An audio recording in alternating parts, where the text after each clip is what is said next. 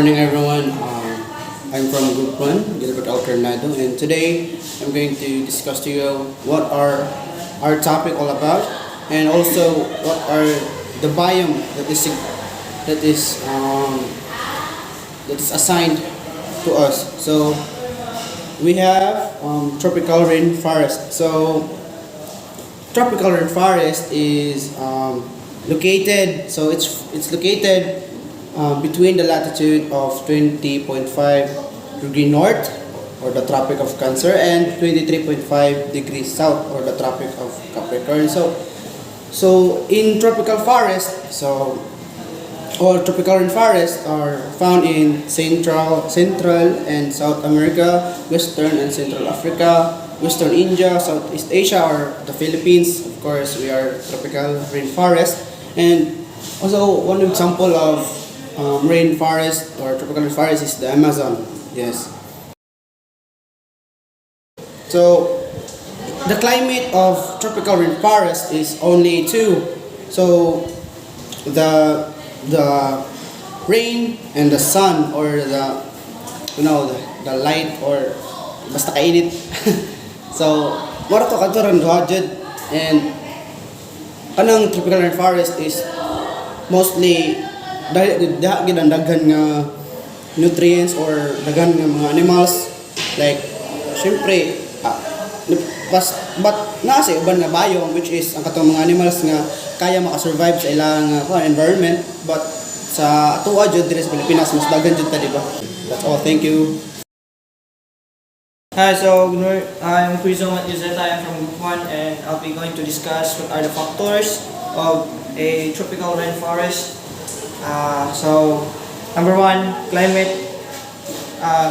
Rainforests are typically found in areas in warm and humid climate, and temperature averaging between 70 and 85 Fahrenheit, annual rainfall of 80 to 400 inches. So, as we all know, we are in the tropical countries we are experiencing, so I don't need to explain that any further.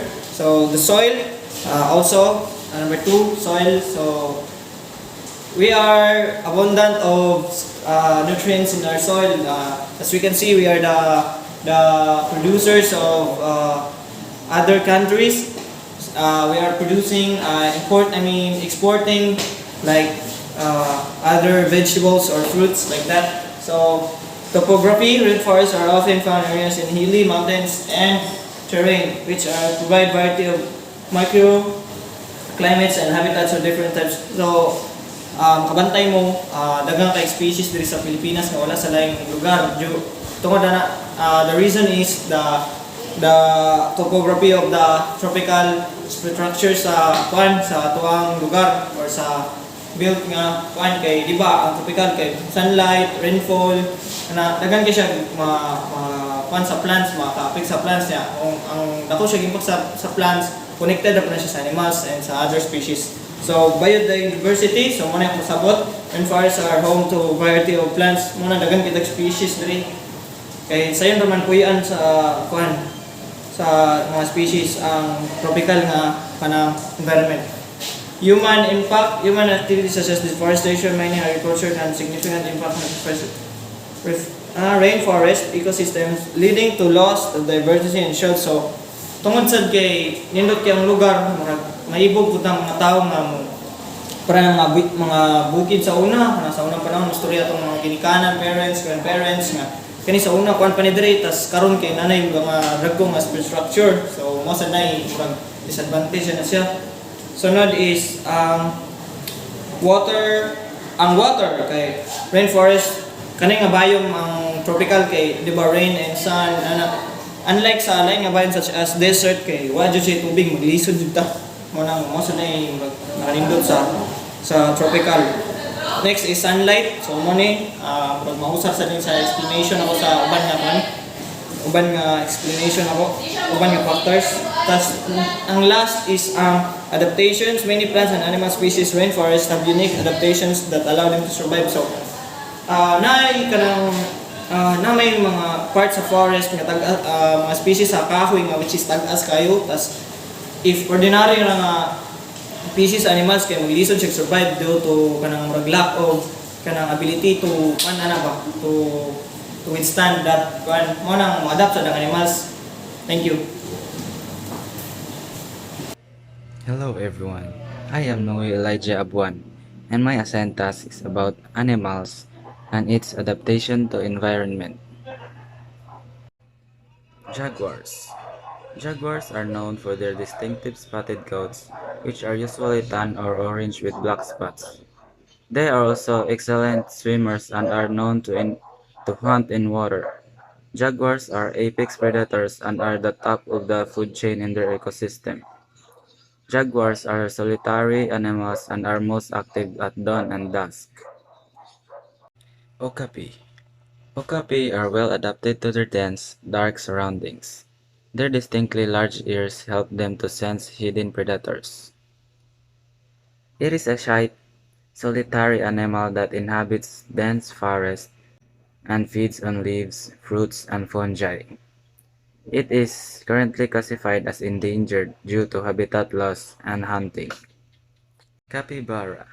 Capybara have pig-shaped bodies that are adapted for life in bodies of water found in forests, seasonally flooded savannas, and wetlands.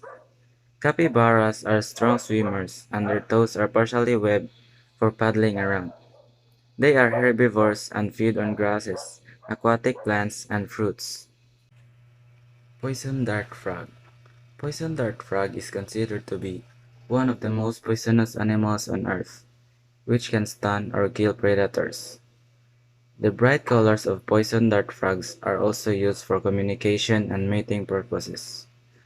Although they are highly toxic in the wild, poison dart frogs lost their toxicity in captivity due to change in diet.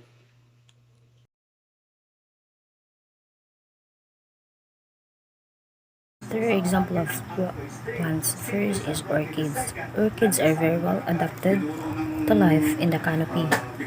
They have roots and an area for rapid absorption of nutrients and water. Their secondary stems can hold stores sa water so ang plant can withstand periods of drying. Second is cacao trees. Naani siya gatubo ilang sa shade of taller rainforest trees. The Roma cacao ay gamit aning shade to protect its very delicate nga seeds from sunburn along with wind protection. So the third one is Venus flytraps. Venus flytraps kay gituyo ni siya in nitrogen pouring environments, so they have adapted to gathering og kanang mga additional nga mga nutrients to their hairs. Once mabend ang hairs aning tanong kay ang trap aning nila kay maklose. So the last one is peace lilies. They're tropical native plants that peace lilies and are well adapted to warm and humid environments with dappled light. Dili ni sila mutik too kindly to getting lots of direct sunlight as their floor plants.